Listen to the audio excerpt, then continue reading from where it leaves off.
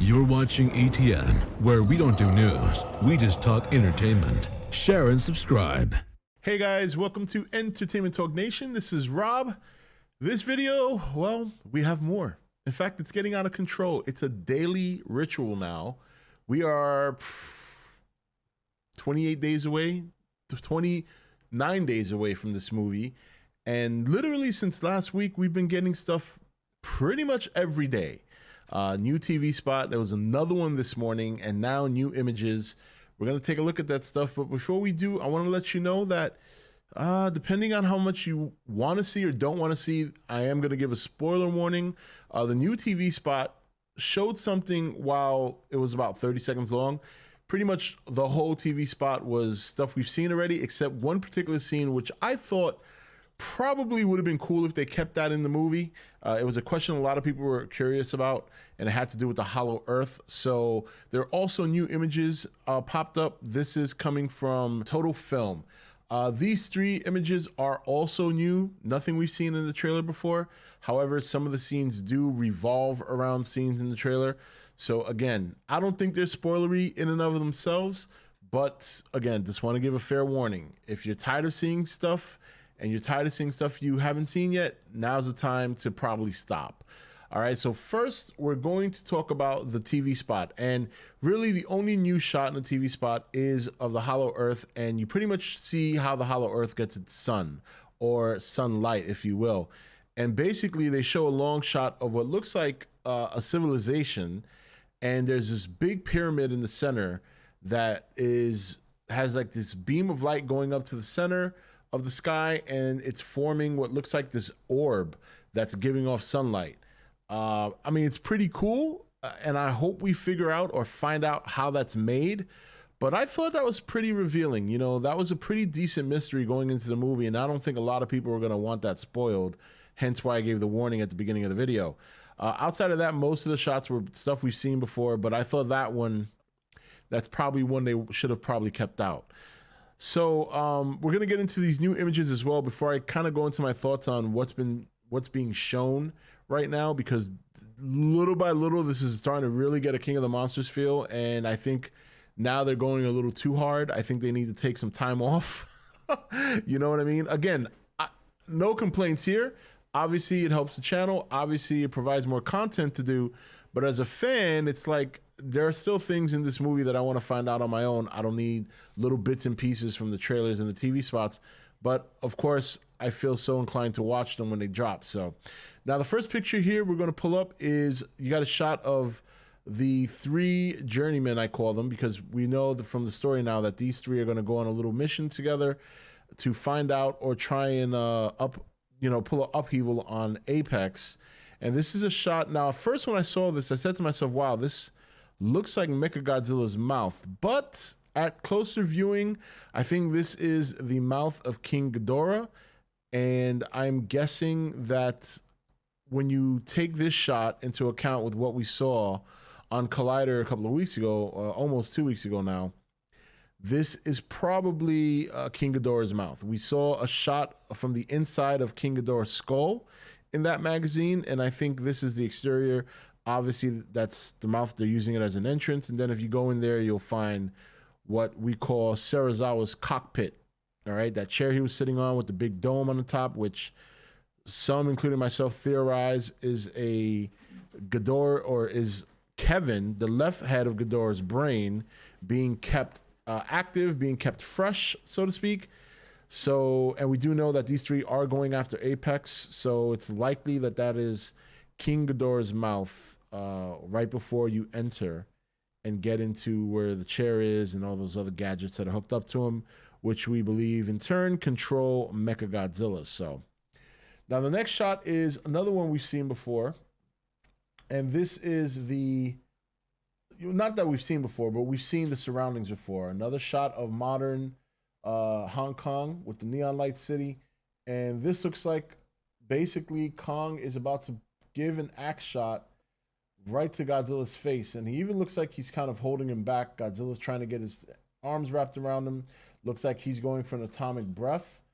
So again, this one's not too bad. This is not really spoilery, but I kind of feel like we're getting to a point now where we're gonna see this whole scene before the movie comes out, because every time they give a 30-second TV spot or a mini trailer, they're showing new shots of this particular scene with Godzilla and Kong fighting, or sequence, I should say, with Godzilla and Kong fighting, and it doesn't leave a whole lot to the imagination. Now, obviously, there are rumors out there that the scene is going to be about 5 minutes long, and if that's true, I mean, we've probably seen about a minute of it already.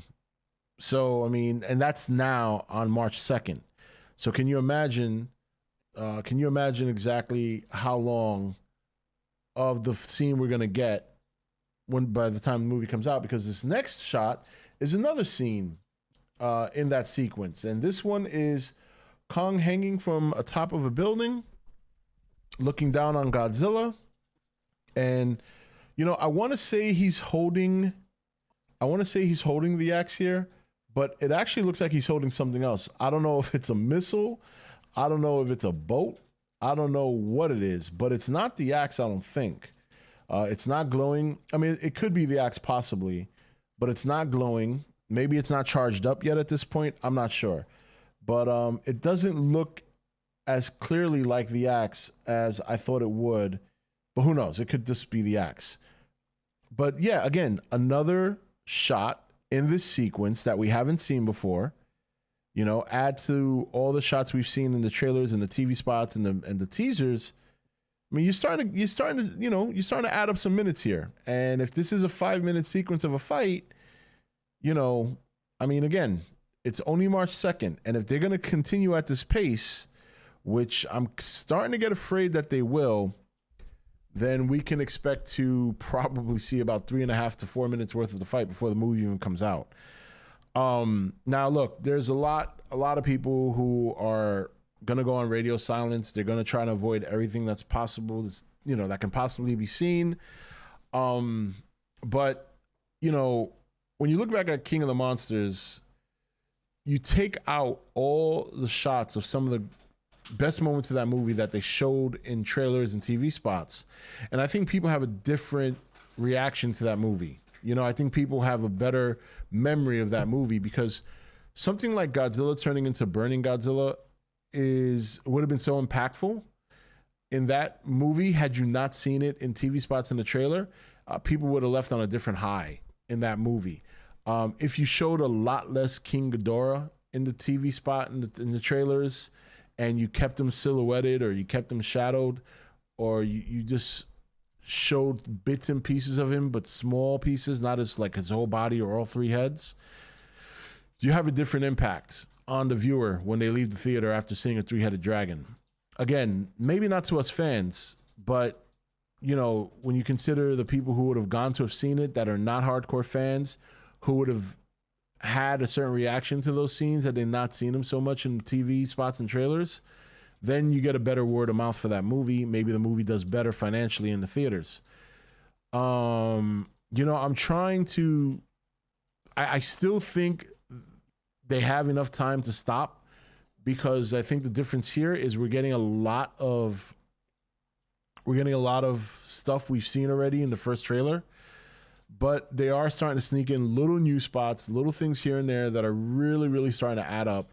You know, we had several TV spots in the last week that showed some pretty significant things. You know, one of what people are theorizing is a potential of Godzilla's new power and regarding his atomic breath. You know, you got these images here we just saw, you know, the TV spot that came out this morning that, again, it doesn't show anything majorly new, but it does show one new shot, not even monster related, that kind of answers a pretty big question as to how the Hollow Earth functions. And, you know, still, I mean, that doesn't take it all away. You still need to know how that function works. You still need to know how it develops. So that's an important story element. But just the fact that you got to see it already is like, all right, you gone a little too far now. Let's. I mean, even though I know that I've already accepted the fact that this is probably going to happen, I got the feeling up until the last 2 weeks that they kind of knew that the marketing approach they were taking would be good, and now I kind of feel like they've really gone overboard. I mean, think about how much we've gotten in the last month alone. Remember, the trailer dropped January 24th. It feels like literally every day since then, and it's been almost 5 weeks now, that we've gotten a new piece of footage. We've gotten certain elements. Last week was literally every day, and it hasn't stopped yet. Today's Tuesday. We also got something yesterday. So it's like literally every day for the last 9 days in a row, they have released something. And to me, that's way overboard. Way overboard. Even though we're seeing a lot of the same stuff, way overboard. Calm down. Rein it in. You've got your director on a press tour right now. You've got other actors and actresses in this movie available to do press tours. Why don't you fall back on the footage and let them keep hyping up the movie with interviews and, podcasts, whatever, giving small tidbits on the story. You don't need to show anything anymore. And I kind of speak for some of the fans out there who don't want this. Like for me, I mean, it's not going to. I wouldn't say it's not going to ruin my experience, but it's not going to. It's not going to ruin it completely. A lot of the stuff we see in this movie, we probably can guesstimate at this point. But if you're talking about keeping the general audience engaged, if you're talking about keeping their interest, you got to know that at some point you got to stop and you got to keep them wanting more. So I don't know. We'll see if they slow down. I kind of hope they do. I mean, it's always fun. Don't get me wrong. I'm always excited when a new one comes out. It's always fun to watch. But as I see it happening, it's like, okay. And maybe they're doing it because they're the only dog in town right now, in terms of blockbuster movies coming out. I know there's a lot of people talking about the Snyder Cut. But believe it or not, the Snyder Cut, for all the people hyping it up, the Snyder Cut is really not generating the kind of hype you might think. The last trailer, I mean, it didn't do so well. I think after a period of about 4 or 5 days, it had barely 300,000 plus views.